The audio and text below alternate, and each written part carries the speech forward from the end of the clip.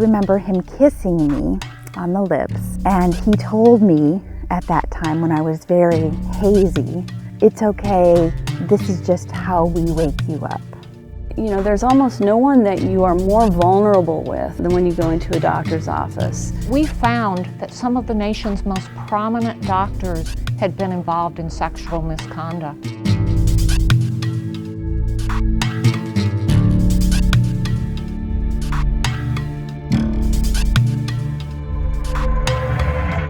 There were more people who are at least partially culpable for what happened to me because there were allegations. There was one in writing from early 2008. That alone lays a majority of the responsibility at the feet of the people who ignored that, who didn't immediately go to the police. I can't trust those in power. A couple years ago, investigative reporter Danny Robbins had been scrutinizing actions by the Georgia Medical Board. In the course of doing that reporting, I noticed there were 2 out of every 3 physicians in Georgia who had some sort of sanctioning from the medical board for sexual misconduct with patients, either kept their license or got it back.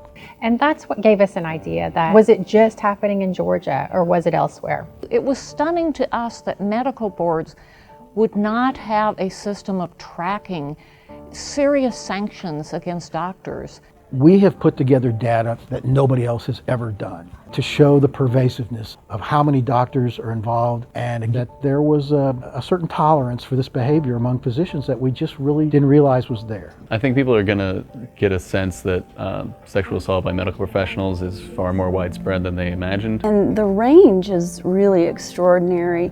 We've got everything from cases that sometimes are well known, like there was a physician named Earl Bradley in Delaware who raped scores, if not hundreds, of his toddler patients. But this went on for years before he was caught on video. There were many cases where doctors had exchanged prescriptions for sex. We found doctors had violated patients not just for years, but for decades. Oftentimes it's a vulnerable person who was targeted.